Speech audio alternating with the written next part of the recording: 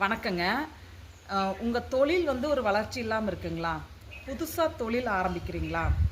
இப்ப ஆல்ரெடி பண்ணிட்டு இருக்கிற தொழில்லயே ஒரு வளர்ச்சி இல்லாம இருக்கு அப்படிங்கிறவங்களும், நீங்க என்ன பண்ணலான்னா, நீங்க வழிபட வேண்டிய தெய்வம் யாரு அப்படின்னு பார்த்துட்டீங்கன்னா, சக்கரத்தாழ்வார் ஐயாவ நீங்க வந்து வழிபாடு பண்ணணும்.